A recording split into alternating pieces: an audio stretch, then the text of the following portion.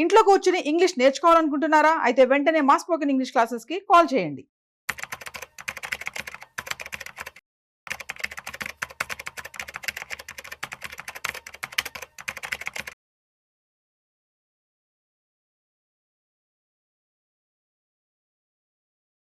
గిరిబాబు గారు నమస్తే సార్. నమస్తే అండి. గిరిబాబు గారు, మన పెద్దవాళ్ళు ఒక పని మొదలుపెట్టే ముందు ఒక విషయం, ఒక సామెత చెప్తుండేవాళ్ళు. ఆలస్యం అమృతం విషయం.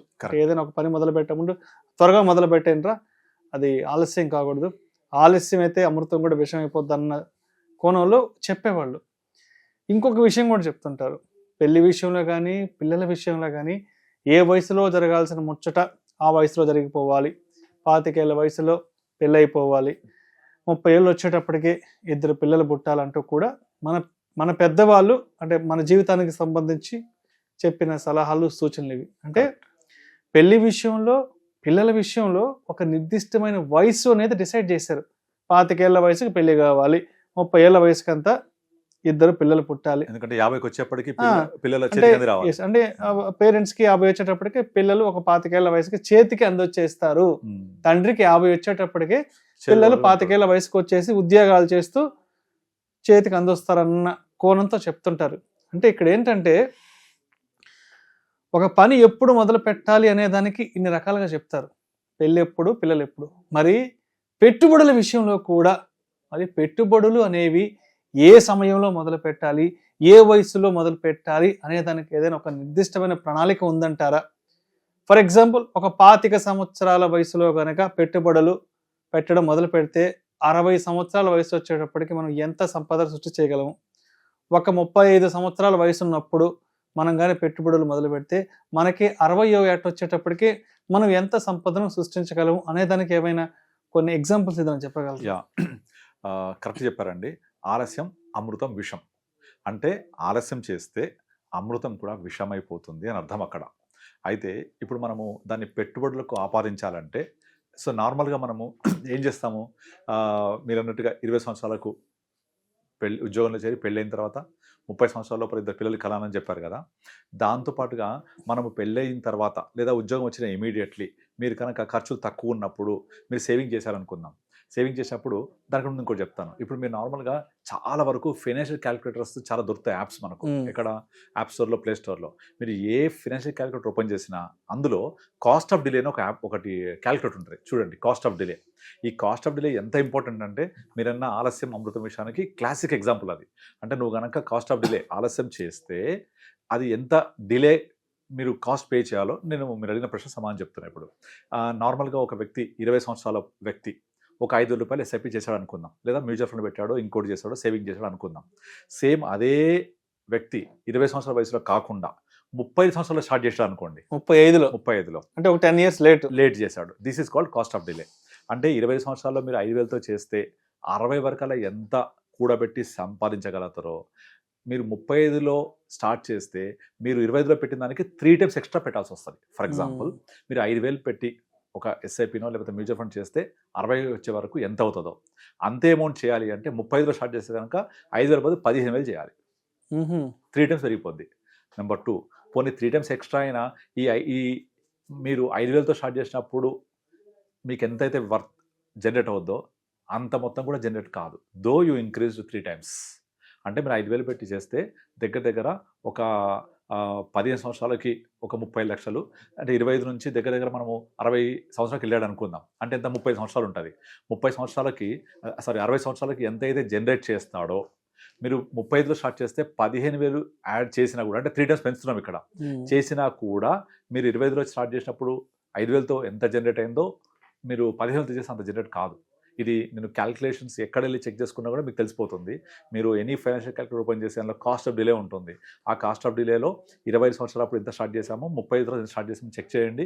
You will not reach.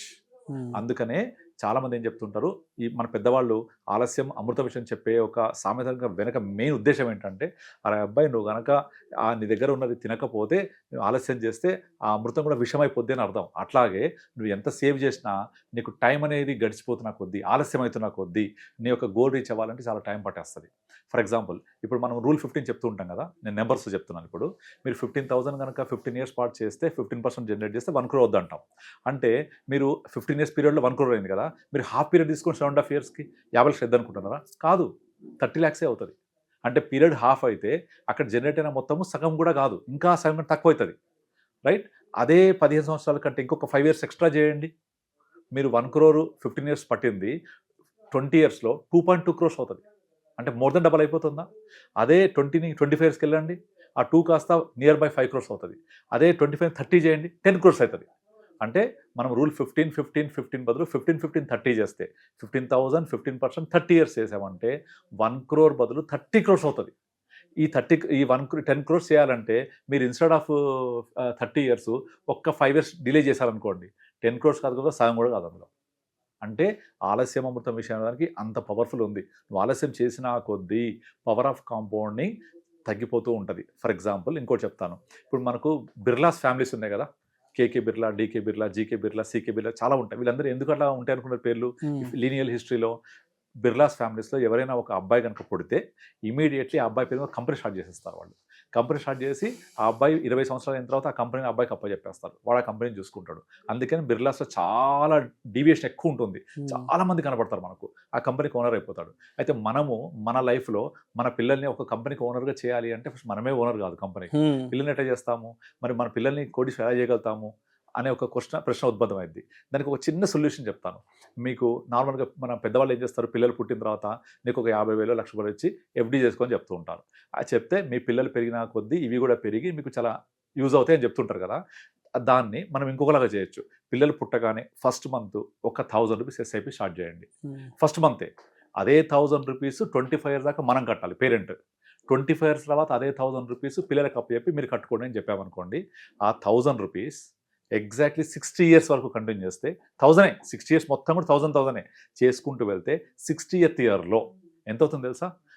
దగ్గర మీరు కనీసం ఊహించలేరు, నియర్ బై 80 crores అవుతుంది. అది 1000 రూపాయలు మీరు 60 సంవత్సరాలు కనుక చేసుకుంటూ పోతే, పిల్లలు పుట్టిన మొదటి సంవత్సరం మొదటి నెల నుంచి మీరు 20 సంవత్సరాల దాకా పేరెంట్స్ పే చేసి 25 తర్వాత వాళ్ళకు ఉద్యోగం వచ్చిన తర్వాత అదే 1000 రూపాయలని వాళ్ళు కంటిన్యూ చేసుకుంటూ వెళ్తే దగ్గర 60 సంవత్సరాలు వచ్చేప్పటికీ వాళ్ళు 80 కోట్ల పైన అమౌంట్ తోటి రిటైర్ అయిపోవచ్చు. ఏది 15% వస్తే.